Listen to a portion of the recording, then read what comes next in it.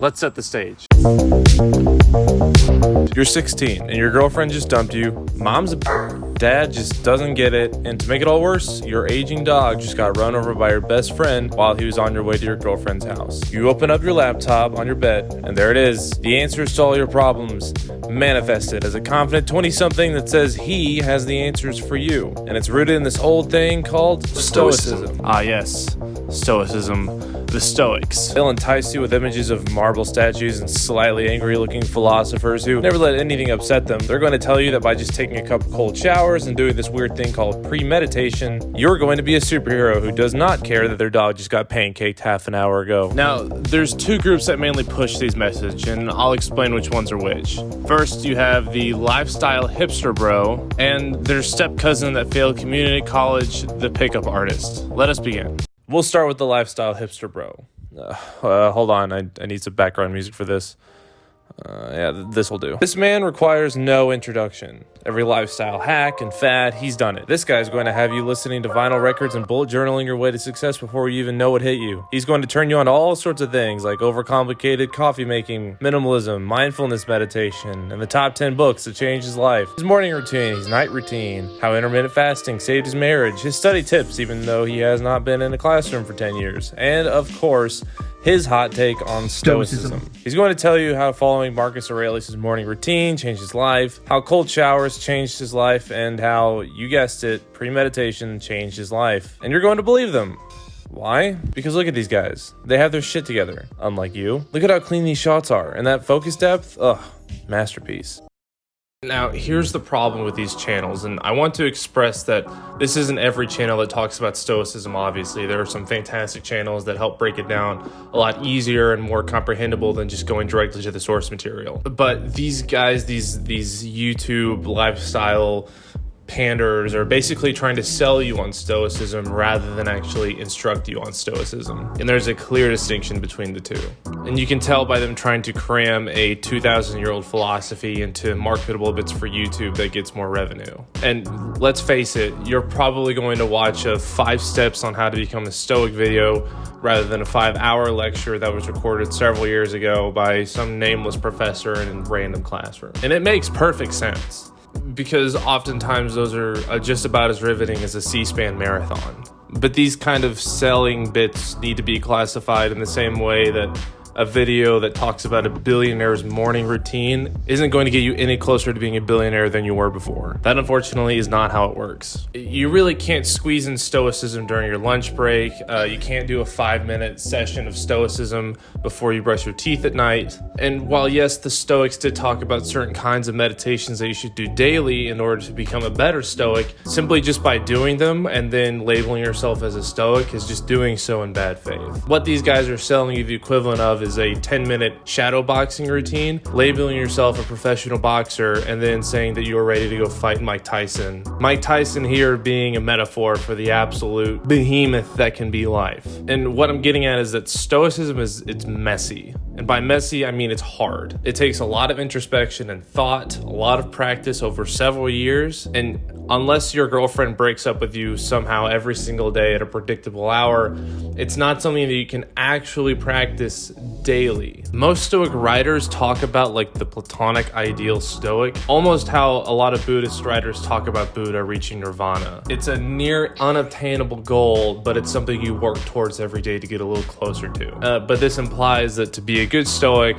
or at least someone practicing it, you have to practice for years and years for the moment that it comes in handy. And of course, this kind of lifestyle change isn't going to be sold to you on a YouTube channel that isn't entirely focused on this. Or can it really even be told in like a futuristic sense? Because in reality, very few of us actually know how we'll react to situations in the future. And inevitably, when these 5 steps to Stoicism fail, you'll see them making more videos about how Stoicism is toxic and it just simply doesn't work, thus proving more that, again, they're not here to really teach you about it. They're here to try to sell you on some clickable habit that seems trendy at the time. Another large problem I have with these channels is that they lack complete context. With any philosophy, it's important to understand the context in which it was written, both as a way of deeper understanding the writer's intent, but also it allows the reader and follower to apply it in more modern context through interpretation of the intent, rather than just taking the words for face value. And this is ever present in their videos. This guy just outright says it. A lot of the videos you watch about Stoicism, a lot of the books you read about Stoicism, and a lot of the conversation about Stoicism is exactly that. It's about Stoicism. It was about its founders. It was about the area that it was created. It was about what is in the philosophy of Stoicism, but I don't care about any of that. I don't even know the history of Stoicism. And that's wrong. So don't trust these false prophets and their really, really clean shots. I am so jealous. Before we go any deeper, I'm going to move on to the next guy. I couldn't think of any background music that these guys would use, mainly because they never use background music or any editing at all. So I'm just going to put on a song that I think matches how seriously you should take these guys. So not only should you just generally avoid these channels, but in general, but especially when you're trying to fix problems in your life through the lens of a certain philosophy. But I'll give you a very brief yet horribly illogical rundown of what these guys' arguments are. So their very flawed logic argument is Stoicism is about bad things happening to you. Women rejecting you is a bad thing that happened. By extension, women are a bad thing that happened to you. Therefore, ignore women. Something, hashtag society, women desire you. And now I'm not going to go too much more into this rabbit hole, mainly because I would rather lobotomize myself. But it brings the point that they're using Stoicism as this line of thinking as a means to achieve something physical or anything at all other than inner peace. And this hits home really on the difecta, is that Stoicism to get what you want, to achieve something, it's not at all correct. And this is where the lack of contextualization comes into play. Stoicism was created as a necessity for those who created it. Marcus Aurelius was arguably the most powerful man at the time. It was constantly leading his army in countless wars. Other Stoic philosophers were literal slaves. While on opposite sides of the power spectrum, both of those lives come with incredible pressures, and thus Stoicism, in part, served as a sort of roadmap of relief of the troubles of life. Their end goal was inner peace, not more things. Marcus Aurelius didn't use Stoicism to help him win more wars. Seneca didn't develop Stoicism so that he could increase his productivity as a senator. Stoicism isn't a means to gaining things. It's a means to not even want the things in the first place. That is to say, all of this hustler culture, chasing women, wanting things and money, and always chasing these physical and empty aspects of the world are the problem in the first place. A true Stoic in the most strict of senses would allow whatever nature threw his way and be happy with whatever he received, and not even care if he lost it all. Trying to use Stoicism to be more productive or to hustle more or to get laid or get money is to not use Stoicism at all. Okay, so now what? I've presented the problem as it stands. Am I just here to complain about internet culture and not provide a solution to our problem?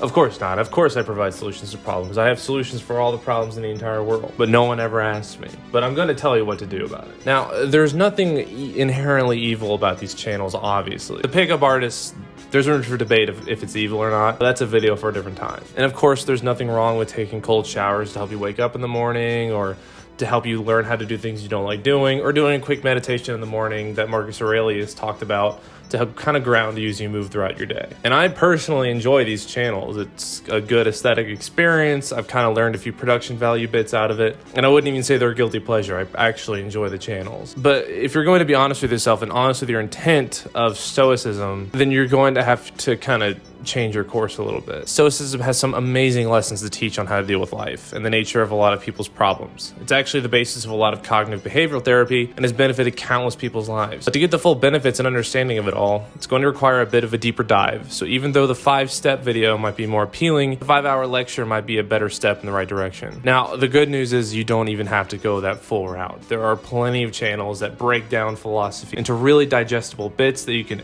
totally understand and don't take hours to explain. And eventually, if you do want to read the source material, they leave you in a much better position than if you were to go to the 5-step video straight into the books. So yes, there is hope that Stoicism can help you get over the fact that your dog is now a pancake, you lost your best friend and your girlfriend, but it's going to take a little bit more work.